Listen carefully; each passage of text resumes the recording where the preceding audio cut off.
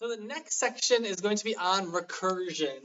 So what we're talking about with recursion is we want to understand sequences. So some of you maybe have seen sequences in high school or middle school. Some of you maybe have seen it in Calc 2. Maybe some of you have never seen sequences. So I'm going to assume that you really don't know that much about it, and how we're going to be working through this will just hopefully be based off of some very basic knowledge that you have of patterns and seeing this at a very low level. All right, so this is an example. So 1, 2, 4, 8, 16, and so on and so forth. This is a sequence. So what we have is we have this list of a whole bunch of numbers that appear one after another. And these will go on forever. They'll just keep going on and on and on. So with these sequences, we're going to denote the nth term of the sequence by a sub n. So we're going to use subscripts as a way to say, what position is this number in my sequence? So in this above example, a sub 1, that's the first term, is 1. A sub 2, the second term, is 2. A sub 3, the third term, is 4. A sub 4, the fourth term, is 8.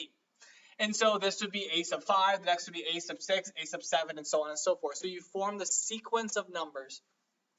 Now in general, a sub n, well, if we start to recognize this pattern, well, we see, well, this is 1, this is 2, this is 4, this is 8, next one's 16, next one's 32, 64, and so forth. Those are all powers of 2. So this is going to be 2 raised to some exponent. Well, you see that when you have the second one, it's just 2 to the first.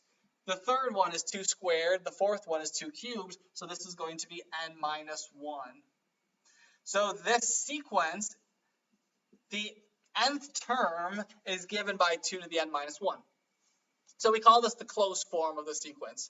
So the closed form is really nice. You can now define any number. You want to give me the 190th term in the sequence, plug it in, plug in n equals 190, and you'll find the 190th term. But instead, we could also notice a different way to describe the sequence. We could define the sequence based on how the next term can be found by previous terms.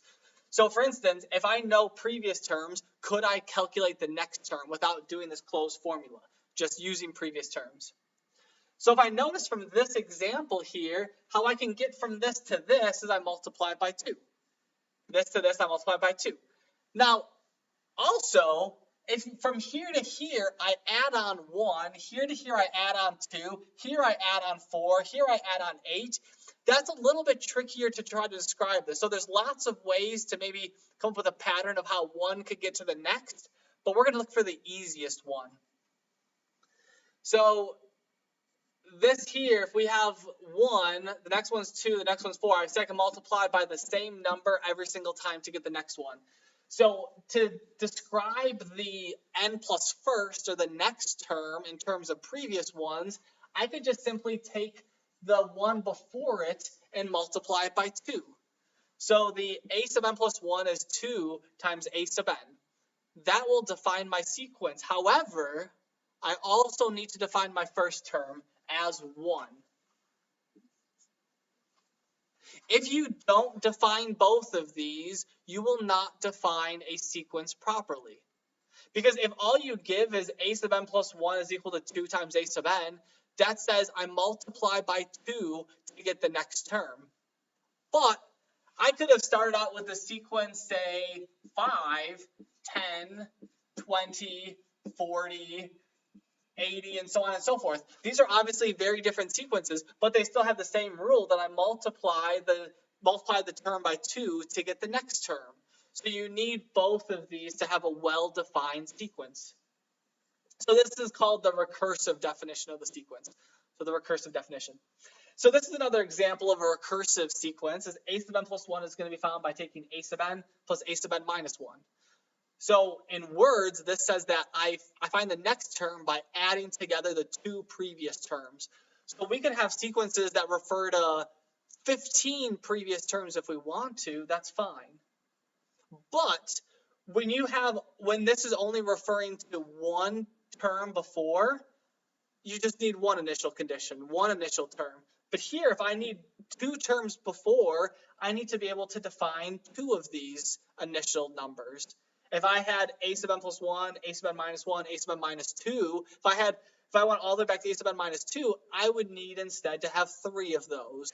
So however far back you're using, you need to have a certain number of those terms defined. So to describe this in terms of the sequence pattern, this says that my first term is 1 and my second term is 1. To then find the next one, so if I want to find, say, a sub 2, n in this case is equal to 1, so I'm going to take a sub 1 and add on a sub 0. Or, sorry, this will be a sub 3. That's this next term. A sub 2 plus a sub 1. I'm going to take the two previous terms, add them together, I get 2. To find this next term, our a sub 4, I'm going to take a sub 3 plus a sub 2. And I add those together and I get 3. The next term would be 5. The next term would be 8. The next term would be 13, and then 21, and so on and so forth. So this is what the sequence looks like if you instead have something that uses multiple terms to previously define this new term.